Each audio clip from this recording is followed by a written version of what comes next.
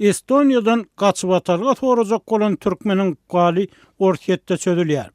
Adam hukuklaryny goraýan Memorial Merkeziniň Merkadaziýa programmasynyň başlygy Vitali Ponomaryow 26 ýaşyndaky türkmen raýaty Ahmet Jumadurdiýewiň ortiýetdäki kadyet diňlenşiginiň 22 sentýarda başlananyny habar berdi. Ahmet Jumadurdiýew şu ýylyň iýul aýyny Serhetýaka derýasyny kesip ortiýetden Estoniýa gaçmaga synanşanyna Eston serhetçiler tarapyndan saklanyp gaçyp atarga soramak baradaky proseduralary şert döretmezden bir kanun ýagdaýda Rus häkimiýetlerine tapşyryldy diýip düýbi Moskwada ýerleşýän gurama ýazýar.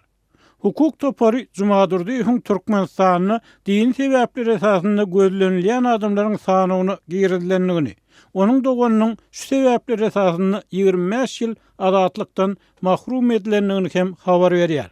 Leningrad oblastynyň Kingisep şäher sudyny sud edilýän türkmen raýaty ortiýetiň Jenaýat kodeksiniň 322-nji maddasynyň 1-nji bölegi esasynda aýplanýar. Kadiýetiň saýtyna ýerleşdirilen maglumaty görä, onuň inniki diňlenşigi 1-nji oktýabrda geçiriler.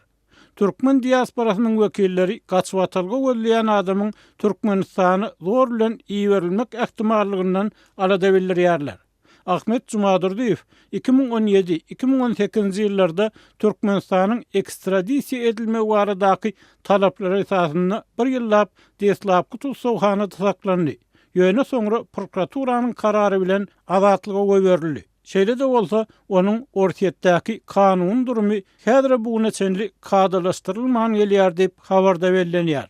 Türkmenistanyny din sebäpleri esasynda ýapyk kadiýet işlerini uzak möhletli azatlykdan mahrum edilen raýatlaryň köpüsiniň günälerini boyun almaklary we başgalara garşy görkezme bermekler üçin deslapky tutsawhanalarda agyr gynalanyk käbiriniň soň tutsawlykda ölenligi habar berilýär.